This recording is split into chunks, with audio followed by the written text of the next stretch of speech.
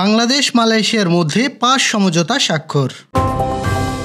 হাসিনার পক্ষে লড়তে চান পান্না, ট্রাইব্যুনালের না। যশোরে রাস্তার পাশ থেকে ভ্যান চালকের মরদেহ উদ্ধার। লিটারে ১৯ টাকা কমল তেলের দাম। ফেব্রুয়ারিতে নির্বাচনের জন্য বাংলাদেশ প্রস্তুত, মন্তব্য প্রধান উপদেষ্টার। সার্জিস আলমের বিরুদ্ধে বিএনপির নেতার মামলা। ছোটদের বিশ্বকাপেও খেলার সুযোগ আসতে পারে বাংলাদেশের। দর্শক, শুনছিলেন দিনের খবরের প্রধান শিরোনাম, এবার বিস্তারিত। তার আগে আমাদের ইউটিউব চ্যানেল সাবস্ক্রাইব এবং সব খবর পেতে ফেসবুক পেজ ফলো করে রাখার পাশাপাশি ওয়েবসাইট ভিজিট করুন। বাংলাদেশ ও মালয়েশিয়া ৫টি সমঝোতা স্বাক্ষর ও 3টি নোট অব এক্সচেঞ্জ সই করেছে। মঙ্গলবার প্রধান উপদেষ্টা ডক্টর মোহাম্মদ ইউনূসের 3 দিনের মালয়েশিয়া সফরের প্রথম দিনে মুত্তো প্লাজায় এসব চুক্তি সই হয়। মঙ্গলবার সকাল ৯টা ২৫ মিনিটে প্রধান উপদেষ্টার ভেরিফাইড ফেসবুক পেজে এক পোস্টে এ তথ্য জানানো হয়েছে।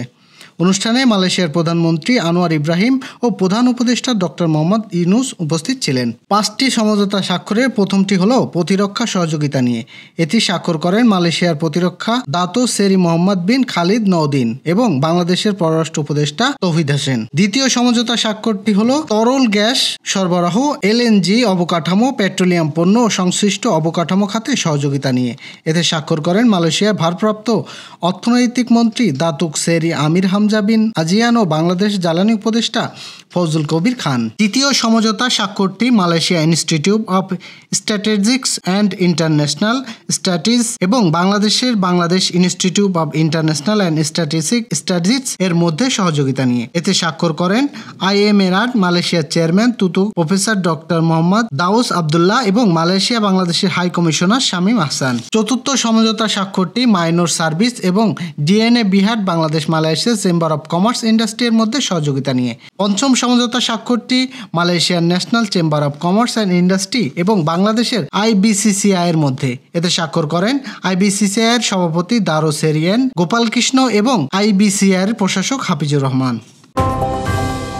জুলাই আগস্টের ছাত্র জনতার অভ্যুত্থানের মুখে ভারতে চলে যাওয়া সাবেক প্রধানমন্ত্রী শেখ হাসিনার পক্ষে আন্তর্জাতিক অপরাধ ট্রাইব্যুনালে মামলা লড়তে আবেদন করেছেন সুপ্রিম কোর্টের আইনজীবী জহুরুল ইসলাম খান পান্না। মঙ্গলবার ট্রাইব্যুনালে তিনি এই আবেদন করেন। তবে আবেদন পাওয়ার পরই ট্রাইব্যুনাল জানিয়েছেন এই মুহূর্তে কোনো আবেদন গ্রহণ করা সম্ভব নয়।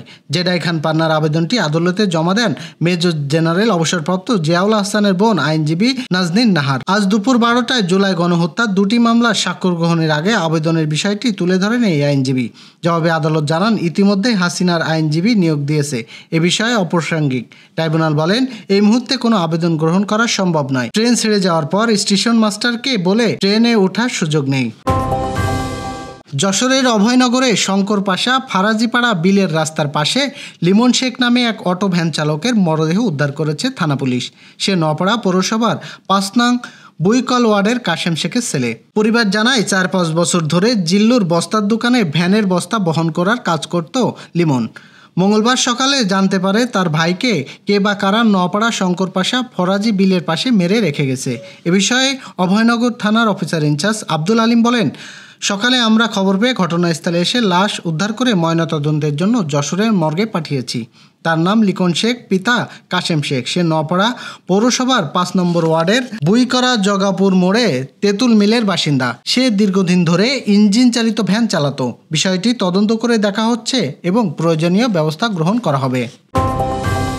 পাম অয়েলের দাম লিটারে ১৯ টাকা কমিয়ে ১৫০ টাকা নির্ধারণ করেছে সরকার। মঙ্গলবার সচিবালয়ে বাণিজ্য মন্ত্রণালয়ের সভাকক্ষে এক সংবাদ সম্মেলনে এই তথ্য জানান বাণিজ্য সচিব মাহবুবুর রহমান। তিনি বলেন, আন্তর্জাতিক বাজারে সয়াবিন তেলের দাম না কমায় সয়াবিন তেলের দাম এই মুহূর্তে কমানো সম্ভব হয়নি। তবে লিটারে ১৯ টাকা কমিয়ে ১৫০ টাকা নির্ধারণ করা হয়েছে পাম অয়েলের দাম। তিনি আরও বলেন, ট্রেড অ্যান্ড ট্যারিফ কমিশন ভোজ্য তেলের আন্তর্জাতিক ও স্থানীয় বাজারের সরবরাহ ও চাহিদা পর্যবেক্ষণ করে থাকে। সম্প্রতি আন্তর্জাতিক বাজারে পাম অয়েলের দাম নিম্নমুখী হয়। কমিশনের সুপারিশে প্রতি লিটারের খোলা পাম অয়েলের দাম ১৬৯ টাকা থেকে কমিয়ে ১৫০ টাকা নির্ধারণ করা হয়েছে। এতে ভোক্তারা লিটারে ১৯ টাকা কমে পাম অয়েল কিনতে পারবেন। তবে সয়াবিন তেল আগের মতো ১৮৯ টাকায় অপরিবর্তিত থাকবে। বাংলাদেশে আগামী বছরের ফেব্রুয়ারির মাঝামাঝি সময়ে জাতীয় নির্বাচন আয়োজনের জন্য প্রস্তুত রয়েছে বলে জানিয়েছেন অন্তর্বর্তী সরকারের প্রধান উপদেষ্টা প্রফেসর ডক্টর মোহাম্মদ ইউনূস। তিনি বলেছেন, 2026 সালের ফেব্রুয়ারির মাঝামাঝি সময়ে বাংলাদেশের জাতীয় নির্বাচন অনুষ্ঠিত হবে। সে অনুযায়ী প্রস্তুতি চলছে। মঙ্গলবার সকালে মালয়েশিয়ার রাজধানী কুয়ালালামপুর দেশটির প্রধানমন্ত্রী আনোয়ার ইব্রাহিমের সঙ্গে দ্বিপাক্ষিক বৈঠক শেষে যৌথ প্রেস ব্রিফিংয়ে ডক্টর ইউনূস একথা জানান। বৈঠক শেষে যৌথ ব্রিফিংয়ে মালয়েশিয়ান ব্যবসায়ীদের উদ্দেশ্যে প্রধান উপদেষ্টা বলেন, বাংলাদেশের বিনিয়োগে রয়েছে বড় সুযোগ। এখানে সম্ভাবনা অপার। বিনিয়োগের পরিবেশ এখন অনেক স্থিতিশীল এবং ব্যবসা বান্ধব। প্রধান উপদেষ্টা তরুণদের শিক্ষা ও কর্মসংস্থানের সুযোগ করে দেওয়ায় মালয়েশিয়া সরকারের প্রতি কৃতজ্ঞতা জানান। সাংবাদিক আসাদুজ্জামান তুহিন হত্যায় বিএনপি জড়িত অপপ্রচার করার অভিযোগে জাতীয় নাগরিক পার্টির উত্তরাঞ্চলীয় মুখ্য সংগঠক সার্জিস আলমের বিরুদ্ধে গাজীপুর আদালতে মামলা করা হয়েছে। মঙ্গলবার বেলা 11:30টায় গাজীপুর মহানগর বাসন থানা বিএনপির সভাপতি তানভীর সিরাজ বাদী হয়ে এই মামলা দায়ের করেন। গাজীপুর অতিরিক্ত চিফ মেট্রোপলিটন ম্যাজিস্ট্রেট আদালতে এই মামলা করা হয়েছে। তানভীর সিরাজ বলেন, অপরাধী চক্র ভিডিও ধারণ করার সময় সাংবাদিক তুহিনকে নির্মমভাবে হত্যা করা হয়, কিন্তু জাতীয় নাগরিক পার্টির মুখ্য সংগঠক সার্জিস আলম প্রকৃত ঘটনা না জেনেই সাংবাদিক হত্যার ঘটনায় ফেসবুকে বিএনপির নাম জড়িয়ে নানা অপপ্রচার চালিয়েছেন, যা দলের ভাবমূর্তি নষ্ট হয়েছে। ইতিমধ্যে গাজীপুর মেট্রোপলিটন পুলিশ কমিশনার এই হত্যাকাণ্ডের মূল রহস্য উদ্ঘাটন সহ ঘটনার সঙ্গে সরাসরি জড়িত 8 জন আসামিকে গ্রেপ্তার করেছে। সেখানে রাজনৈতিক কোনো সংশ্লিষ্টতা পাওয়া যায়নি। তাই দলের নির্দেশনা অনুযায়ী আমি বাদী হয়ে মামলাটি রুজু করেছি। আশা করি ন্যায় বিচার পাব। বাংলাদেশ নারী ফুটবলের জন্য আগামী বছরের মার্চ এবং এপ্রিল মাসটা কঠিন সময় পার করতে হবে। 1 মার্চ থেকে নারী ফুটবল দলের সিনিয়র দলের খেলা অস্ট্রেলিয়ায়, আর 1 এপ্রিল থেকে অনূর্ধ্ব 20 এশিয়া কাপের চূড়ান্ত পর্বের খেলা হবে থাইল্যান্ডে। সিনিয়র দলের বড় সুযোগ রয়েছে শীর্ষে থাকতে পারলে 2027 সালে ব্রাজিল নারী বিশ্বকাপে খেলার সুযোগ আসতে পারে।